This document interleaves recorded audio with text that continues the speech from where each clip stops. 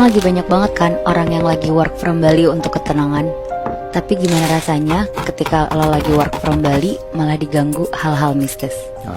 Gak asik sih. Kejadian ini dialamin sama cewek, namanya kita sebut aja Ica. Ica ini umurnya 25 tahun. Dia tinggal dan kerjanya di Jakarta. Kejadiannya baru dialamin pas lagi pandemi kayak gini nih. Kantornya full WFH dan Ica mutusin untuk work from Bali bareng teman-temannya. Teman-temannya orang kantornya juga? Ya, orang-orang kantornya. Oh, oke. Kayak anak-anak Jaksel zaman sekarang gitu loh yang work from Bali gitu semuanya. Jadi mereka ini berempat, Ica, Kina, Azam, dan Daryl. 2 cewek 2 cowok. Mereka beli tiket pesawat ke Bali, tapi nggak beli tiket pulang. Soalnya mau ada rencana untuk sebulan di sana gitu. Oh. Mereka nginepnya di guest house. Jadi guest house-nya ini tuh kayak rumah tua gitu. Dan orang yang jaga guest house-nya cuma datang pas check-in sama check-out doang. Jadi selama mereka di sana nggak ada penjaganya nih? Iya, nggak ada. Jadi kayak serasa rumah sendiri gitu. Sampai akhirnya di minggu ketiga si Ica ini mulai ke warlock-warlockan dan ke Bali-Balian gitu. Kayak gimana tuh? Dia tuh kayak mulai peduli sama kesehatan dan meditasi gitu ceritanya, Bi. Akhirnya Ica pergi ke toko yang jualan dupa. Katanya sih karena dia emang suka banget wangi-wangi dupa. Dia beli banyak sama belinya tuh asal gitu. Dia nggak tahu nih jadinya fungsi-fungsi dari dupa ini tuh apa. Oh, emang dupa banyak fungsinya? Iya, ternyata ada yang untuk upacara kayak gitu-gitu. Bahkan ada juga yang buat manggil leluhur dan manggil makhluk halus gitu. Oh, baru tahu gue. Oh. Terus pulang nih dia ke guest house. Dia nyalain dupa di pinggir kolam. Katanya sih mau healing biar dia tenang gitu.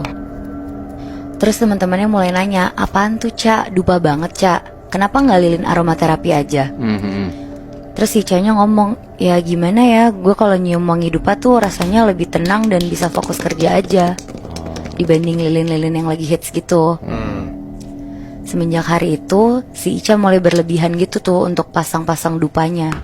Dia pasang hampir di setiap sudut guest house, sama di depan kamar teman-temannya juga, berjejer kayak gitu. 1 minggu kemudian, si Ica masih harus kerja. Sedangkan teman-temannya tuh pengen ke pantai buat sunsetan gitu.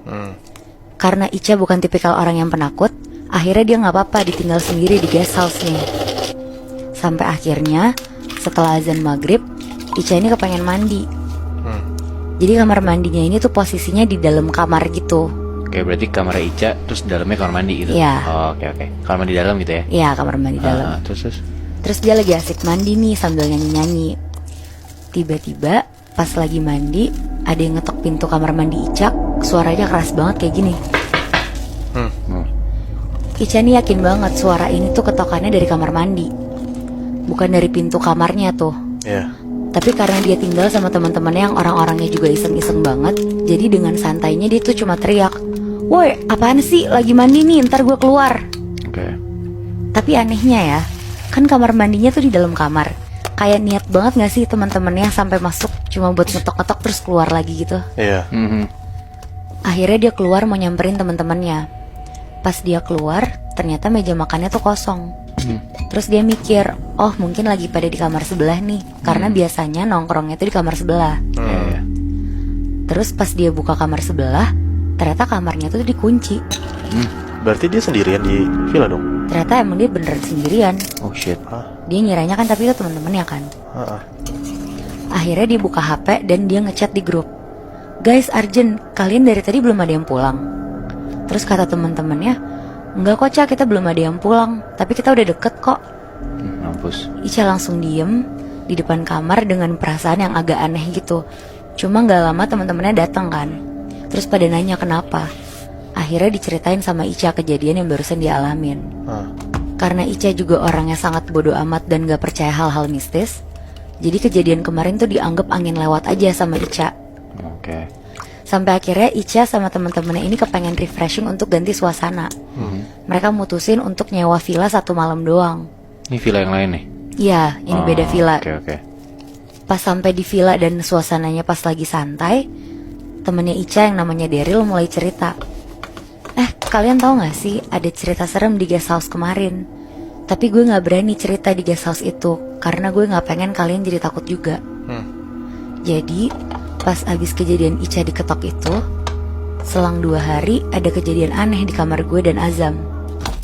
Jadi Azam naruh laptop di meja kerja kamar.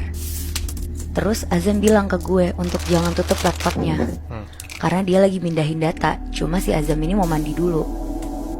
Nah, abis itu Azam cuma ngambil baju dari kopernya. Posisi kopernya tuh di sebelah meja kerja persis, dan gue posisinya tuh di kasur.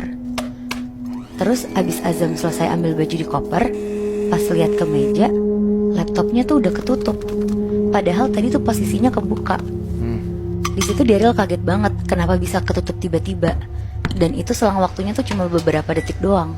Nah, abis Daryl cerita kayak gitu, salah satu temennya itu langsung ngomong, namanya Kina. Guys, sebenarnya waktu kejadian laptop ketutup tiba-tiba itu, gue di depan pintu kamar kalian mau minta sabun. Cuma gue gak jadi, gue balik lagi ke kamar. Soalnya gue lihat ada sosok rambutnya panjang, berantakan dan kotor banget, lagi senyum-senyum ngeliatin ke kalian dan nutup laptop Azam. Anjing. Shit.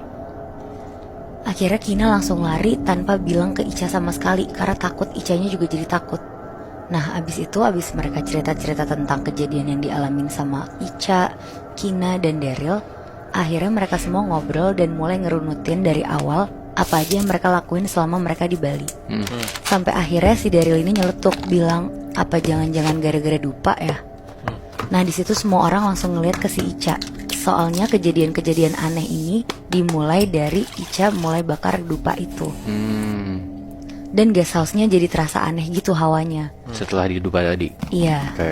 Kayak lo tau gak sih Bi, Moy, kalau lo datang ke suatu tempat, terus feel-nya tuh jadi beda aja gitu. Nah, mereka semua tuh ternyata udah ngerasain itu, cuma gak ada yang berani ngomong. Oke.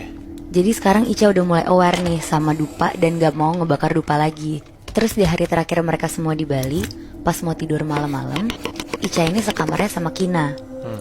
Kina ini tuh yang ngeliat sosok yang kemarin itu. Iya. Terus mereka berdua tidur tuh kayak saling ngebelakangin satu sama lain gitu loh. Punggung-punggungan berarti Iya. ya? Dan posisinya lampunya tuh juga nyala, jadi terang. Oke. Dan pas mereka udah merem, tiba-tiba Ica denger suara kayak orang lagi beberes kamar gitu, berisik banget. Ada suara nutup lemari tapi dibanting gitu. Terus ada juga suara buka resleting koper.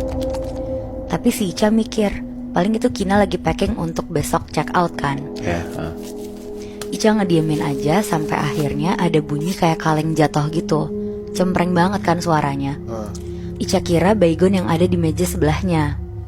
Pas dia buka mata, ternyata bukan, baygonnya masih ada di situ. Terus akhirnya Ica ngomong nih ke Kina, Kin, lo ngapain sih berisik banget? Kina ini nyaut bilang ke Ica, Ca, gue kira dari tadi lo yang berisik. Gue dari tadi merem. Lah, berarti mereka ngomong lagi punggung-punggungan. Iya, masih saling punggung-punggungan. Berarti yang berisik-berisik kayak gitu bukan mereka berdua? Bukan. Anjing. Shit.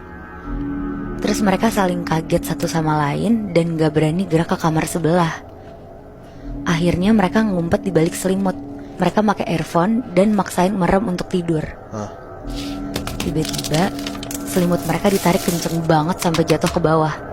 Dan di saat yang bersamaan mereka dengar suara cewek ketawa, tapi suaranya makin lama makin jauh gitu. Ica sama Kina udah lemes banget dan makin gak bisa gerak kemana-mana. Sampai buka mata aja tuh mereka udah gak berani sama sekali. Akhirnya mereka maksain tidur dengan dengerin lagu yang super kenceng biar gak denger apa-apa lagi. Terus besok paginya pas mereka mau check out, Azam sama Daryl bilang, kalian semalam ngapain sih? Kayak orang abis perang gitu, berisik banget. Kamarnya Daryl tuh di sebelahnya kamar Ica? Iya, mereka sebelah-sebelahan. Oh, berarti kedengeran sampai kamar sebelah? Iya. Oke. Nah, si Ica langsung bilang, semalam tuh kita benar-benar diganggu. Kita tuh udah merem dan mau tidur, tapi kamar kita tuh berisik banget. Selimut gue sama Kina ditarik. Wah, udah parah sih ini. Pas mau lanjutin cerita, tiba-tiba orang guest house-nya datang untuk ngurusin check out dan buat ngecek semua barang-barang guest house-nya. Tanpa mereka ngomong duluan, orangnya tuh sadar kalau ternyata aura guest house ini tuh udah jadi berubah banget. Kebetulan orang guest house-nya ini tuh orang Bali, dan dia tuh bisa komunikasi sama hal-hal kayak gitu. Dan orang guest house-nya bilang ke mereka semua, kalian bakar dupa jenis apa sampai ada gamang datang ke sini? Oh shit. Dia langsung tahu kalau misalnya mereka ini bakar dupa. Iya, dia langsung tahu. Wow. Si orang villanya bilang sosok tadi apa? Gamang. Gamang apa ya? Gamang ini tuh sosok atau makhluk yang suka tinggal menyendiri di sungai. Dan sosok ini tuh merasa terpanggil karena salah satu jenis dupa yang Ica bakar. Oh shit. Si sosok Gamang ini emang suka sama bau-bauan dupa kayak gitu? Nah iya, kayak yang tadi gue bilang itu kan Moy, dupa itu tuh ada jenis-jenisnya. Ada yang dipakai untuk upacara, untuk manggil leluhur, dan ada juga yang untuk manggil makhluk halus gitu. Nah mungkin dupa yang dibakar Ica ini yang untuk manggil makhluk halus. Wah anjrit. Berarti tanpa sengaja si Ica ini manggil makhluk halus dong. Iya,